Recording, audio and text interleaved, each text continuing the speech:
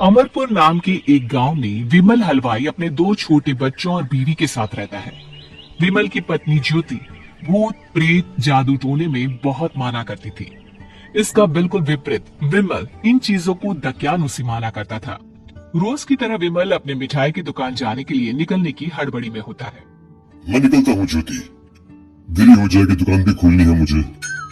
अजी ध्यान से, आज अमावस्या है। रास्ते में कोई कपड़ा या कुछ भी गिरा हो तो उसे लांग मत दीजिएगा, बगल से चली जाइएगा। अरे ऐसे तो तुम मुझे पागल ही कर दोगी क्या? हाँ? मैं नीचे देख कर चलूं कि सामने से कोई गाड़ी घोड़ा आकर मेरे ऊपर से चला जाए? दोनों हालत में तो मेरी ही मौत है। अरे क्यों सुबह सुबह इतनी अपसुगनी बातें कह रहे हो जी? मेरे गांव में तो ऐसा आंखों के सामने होता हुआ देखा है मैंने, इसीलिए कहती हूँ। वरना मुझे क्या, पड़ोसी को तो नहीं कहना चाहती मैं। पति है आप मेरे, इसलिए बोल रही हूँ। विमल अपनी मिठाई की दुकान चला जाता है। दुकान पर पहले से ही ग्राहकों की लंबी लाइन लगी हुई थी। ये लो, वहाँ ज्योति अमावस्या को लेकर परेशान है और आज तो हमेशा से ज्यादा ही लंबी लाइन लगी पड़ी है। अच्छी खासी बिक्री होगी आज। विमल दुकान खोलता है। एक के बाद एक ग्राहक उसकी दुकान पर मिठाई ले रहे होते हैं। तभी गांव की एक बूढ़ी औरत विमल से कहती है, जिस तेजी से बिक्री हो रही है, कहीं किसी की नजर ना लग जाए, नींबू मिर्ची टांग ले। अरे क्या चाची तुम भी, ये सब नजर बजर कुछ नहीं होता है। कैसे लोग हैं मेरे आसपास।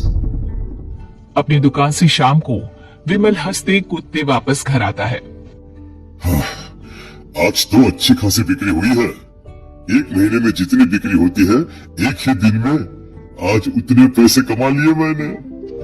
ये तो बहुत अच्छा हुआ जी, आज ही घर की नजर उतारी है मैंने। बिक्री तो अच्छी होनी ही थी। अच्छा, तुम खाना लगा दो, सारा माल बिक चुका है।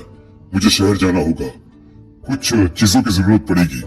रात भर मिठाई बनाऊंगा, तब जाकर कल सुबह दुकान खोल पाऊंगा।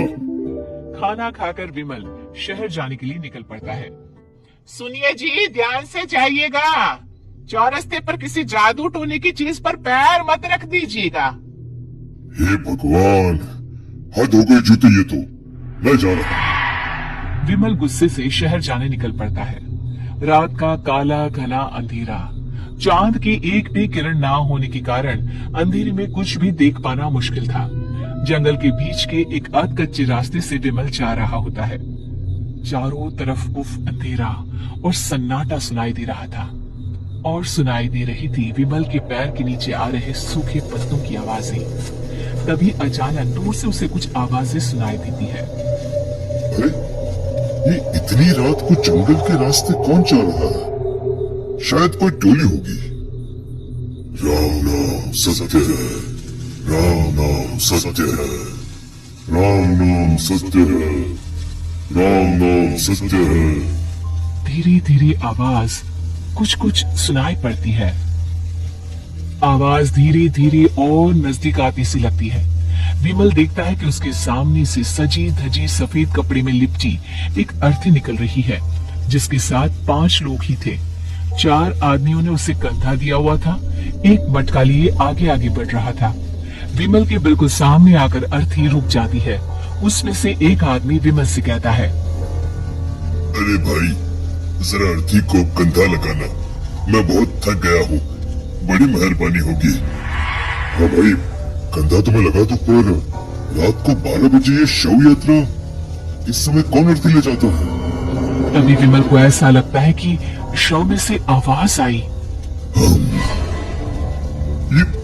ये आवाज। मजबूरी है भाई, आप कंधा दीजिए, मैं रास्ते में सब बताता हूँ आपको। विमल अर्थी को कंधा दिए चल रहा होता है कि उसे ऐसा लगता है कि हाथ में मटका लिए जो आदमी शव के आगे चल रहा है, उसके पैर उल्टे हैं। क्या हुआ भाई, हकला क्यों रहे हो? आपके साथी के पैर उल्टे। विमल अपनी बात पूरी भी नहीं कर पाता कि वो देखता है कि उस आदमी के पैर तो सीधे ही है। अरे नहीं, कुछ नहीं, मुझे शायद वहम हुआ होगा। धीरे धीरे सब आगे बढ़ रहे होते हैं।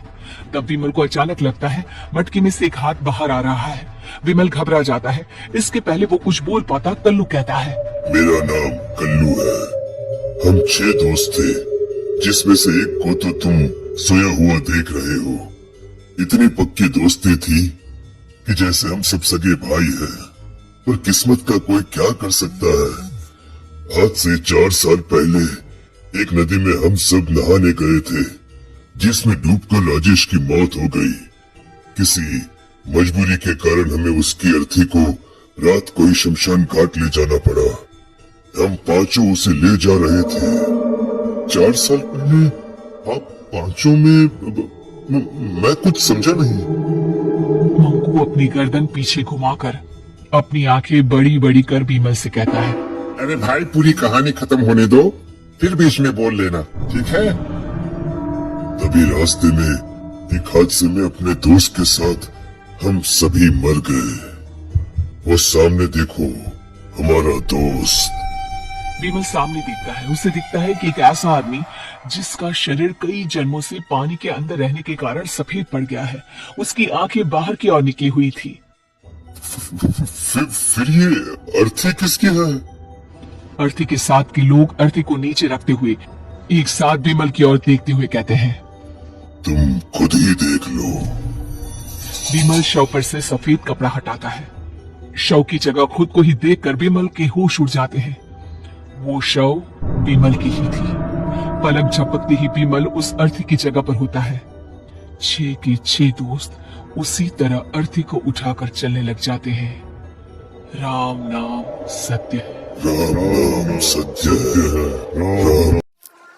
अगर आपको ये कहानी अच्छी लगे तो चैनल को सब्सक्राइब करना ना भूलें।